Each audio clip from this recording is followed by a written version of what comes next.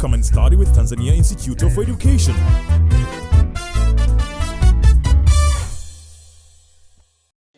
Hello student, welcome in this learning session of biology, Form 4, and our topic today is genetics, and the subtopic is concept of genetic material. Concept of genetic material. In this topic, my dear student, first of all, let me share with you the specific objectives of our lesson. The specific objective of our lesson. So, my dear student, at the end of this lesson, you should be able to do the following. Number one, objectives. Objectives. A. At the end of this learning session, you should be able to explain concept of genetic material. To explain concept of genetic material. B, my dear student, you should be able to explain the structure, should be able to explain the structure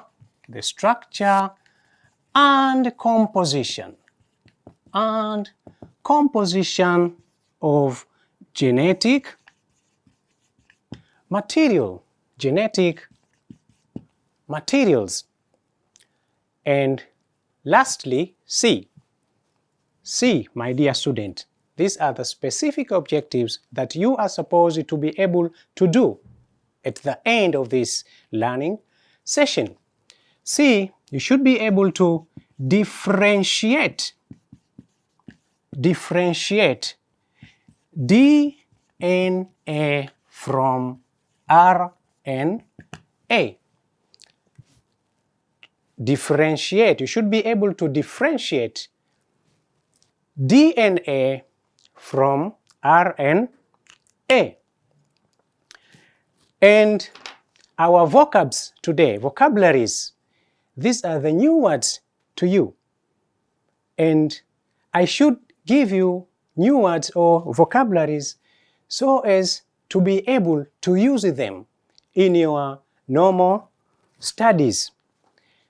Our vocabulary today is 1. Chromosomes.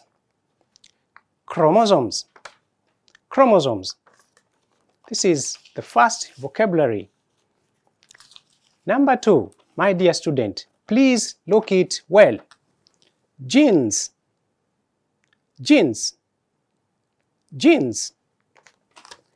This is the second vocabulary. Number 3, nucleic acid. Nucleic acids. Remember, you should be able to write in correct spelling, so please look very carefully the spelling of nucleic acids. Another vocabulary that we are going to use is nucleotides.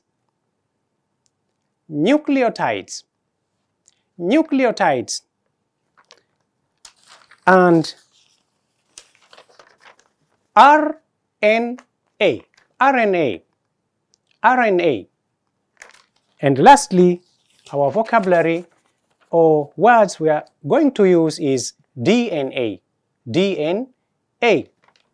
Well, my dear student, in the previous lesson of biology, we explained the concept of genetics and the causes. What were the causes of genetics? What were the causes of heredity and variation? And we saw that there are special structures inside the nucleus that were called chromosomes. Chromosomes and genes. So in the previous lesson, we explained a little about chromosomes and genes. So today's lesson, my dear student, we want to go further. We want to go further. What make up these genes? What make up these genes? What constitutes the genes? What gene is made up of? So my dear student, genes, they are made up of, genes are made up of a large organic compound. Genes are made up of large organic compounds. Large organic compounds which are called nucleic acids. Nucleic acids. Genes, they are made up of large organic compound called nucleic acids. And these organic compounds, they are called nucleic acid. You know why? It's because they are compounds which are found in the nucleus of the cell. These are compounds which are found in the nucleus of the cell. So they are called nucleic acids. These nucleic acids, my dear students, as we say, they are very large organic compound. In organic chemistry, we call them polymers. We call them polymers. We call them polymers.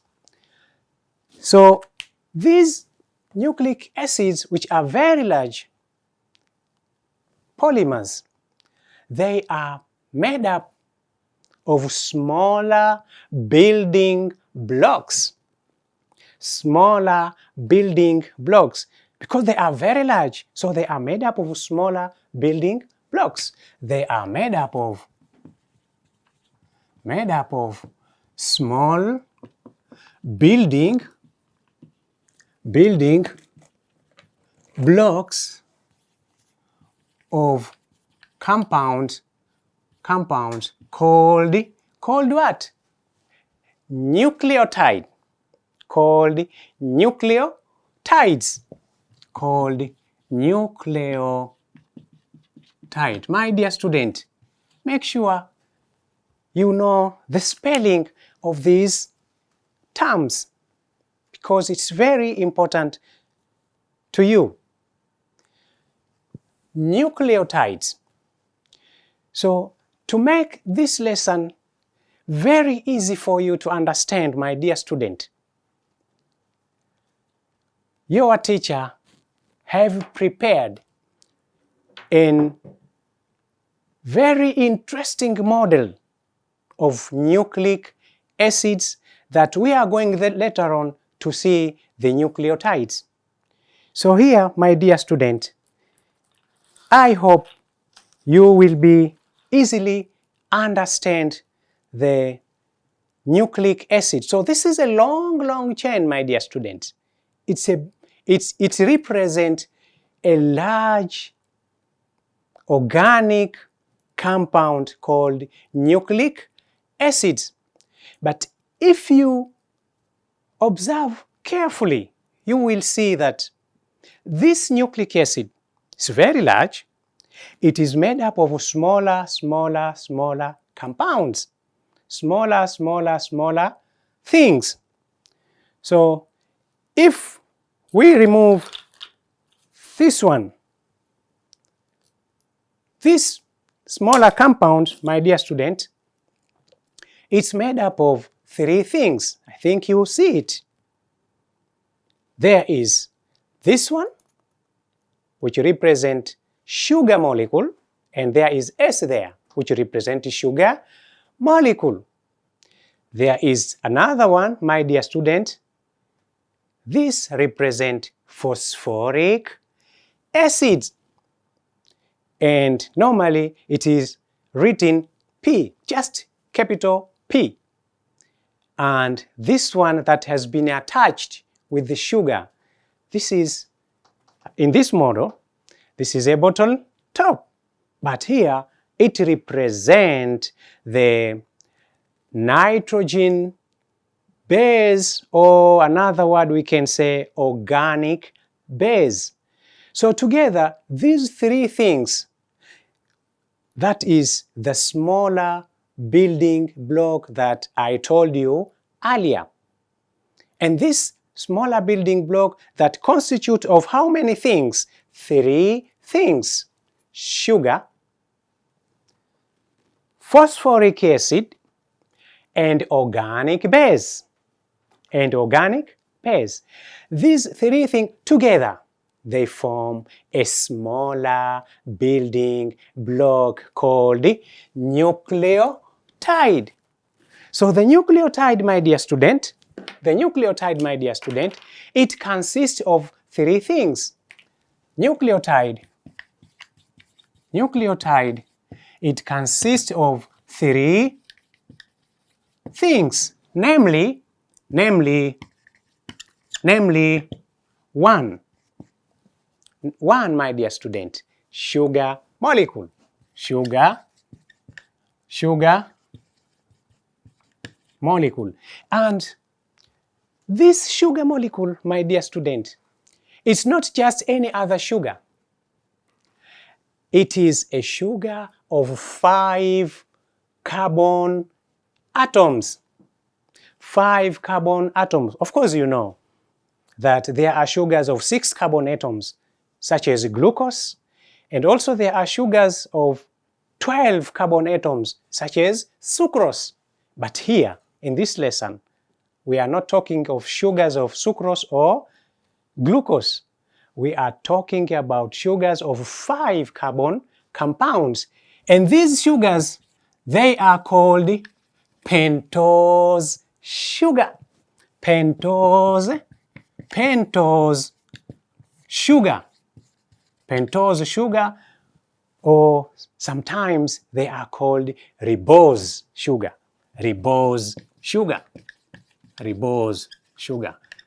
It is called the pentose from the word penta, which means 5. Also, the nucleotide, as we saw in this structure, it consists of phosphoric acid. So, phosphoric acid. And it's just represented as letter P, capital letter P.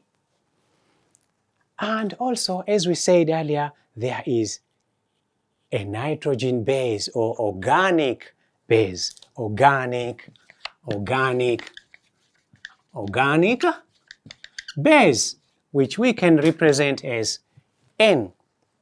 So, my dear student, after seeing that nucleic acid is a large compound, but it consists of smaller building units called nucleotides.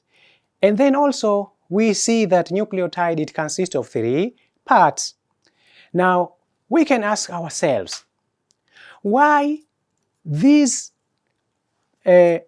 parts which represent organic bases, they are of different colors?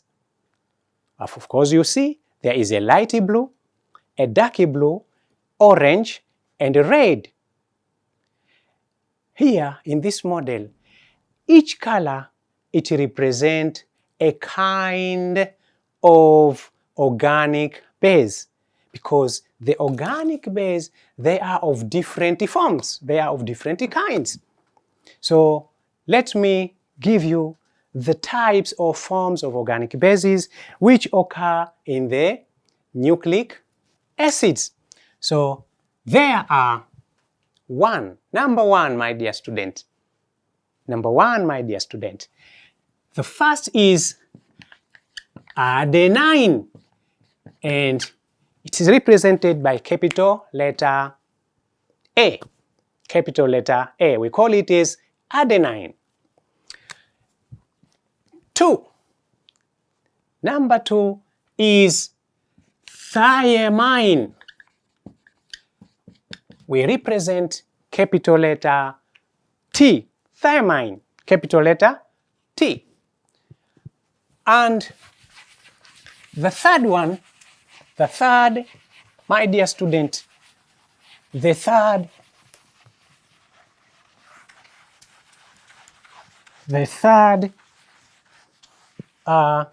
type of organic base is cytosine.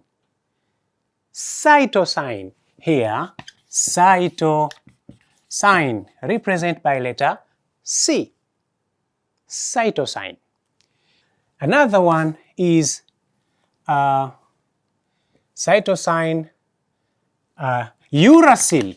Yes, uracil, represented by letter U. And the last one is guanine.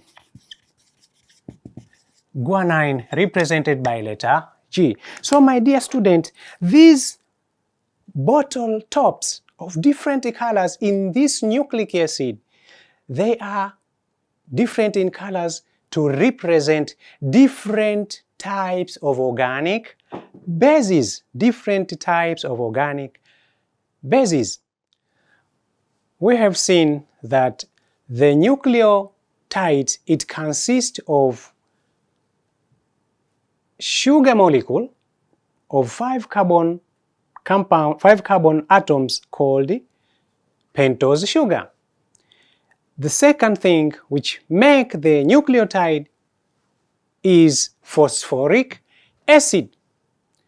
And the last one is nitrogen base or organic base. Now let's talk about the nitrogen bases or organic bases. It's very, very important, my dear student, to understand these bases. Why? Because it is these bases of adenine, thiamine, uracil, cytosine, and guanine that they are arranged in the genetic materials so as to determine the cellular activities which will be used to produce a particular body protein. And this particular body protein finally will be expressed as our external or outward appearance. For instance, my dear students, if the skin color of somebody is dark, maybe like me, then it's due to the certain or particular arrangement of these organic bases. If somebody, maybe hair texture of somebody is African hairs, or Asian hairs, or European hairs, it is due to the arrangement. There is a certain specific arrangement of these nitrogen bases or organic bases. So where they are arranged in the linear manner, they determine a particular character of individual. They determine a particular character of individual. And a particular arrangement, it is what's so-called genes. It's a particular arrangement. They provide a code. They provide a certain genetic code that will give you that particular characters that you have in your body. Well, now, basing on the structure and arrangement of nucleotides in the nucleic acids, there are two types of nucleic acid. Types of nucleic acids. There are two types, my dear student, of nucleic acid. There is one called what? Called deoxyribonucleic acid. Deoxyribonucleic acid. Deoxyribonucleic acid, or normally written in short as DNA. And the second is ribonucleic acid, or written as RNA. But where are these coming from? These types, they are derived from the structure and composition of the nucleic acid. So here, my dear student, we see a certain chart. This chart, my dear student, is going to show you the structure and composition of DNA and RNA. By looking very closer and very carefully, then I hope you will be able to differentiate DNA and RNA. So let me attach this in there. Let me attach this, and then we shall observe together this one. Good, my dear student. So as I told you earlier, and as I showed you, the nucleic acid is a long compound. So you see, this is DNA, and it is a very long. And this is an RNA also, it is a long organic compound. So now let's make a differences between DNA and RNA. If you look here, you will find that the DNA, this diagram, it represents DNA. It is made up of two strands, two double strands. It is made up of double strands of nucleotides. These are double strands of nucleotide, one strand and another strand. So DNA, it is made up of double strand, while RNA is only single strand. It's only single strand. Another difference, my dear student, between DNA and RNA, it is the constituents, composition. As I told you earlier, there are organic bases. So in DNA, look very carefully, my dear student, there is adenine, cytosine, thymine, guanine, and they pair together. They pair. They are pairing by using a hydrogen bond. There is a special bond here, which is called the hydrogen bond. So there is ATCG. But in RNA, the position of T here, it has been replaced by uracil.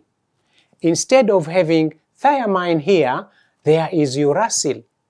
So the nitrogen or organic base of RNA are adenine, uracil, guanine, and cytosine. While organic base of DNA are adenine, thymine, cytosine, and guanine. No uracil in DNA. Another difference, my dear student, is the position or location. Where can we find DNA in the cell, and where can we find RNA in the cell? Well, my dear student, DNA, if you draw the cell, let's say this is a cell, my dear student. This is a cell, and this is the nucleus of a cell. DNA always found only in the nucleus of the cell, while RNA can be found in the nucleus, and also RNA can be found in the cytoplasm of the cell. So, mind you, my dear student, there are so many differences between DNA and RNA. Now, to finalize our lesson, my dear student, let me give you a very small exercise that you will go and get help from your fellows and your parents and others. Yes. So, my dear student, here there is a small exercise for you. Small exercise for you. Number one.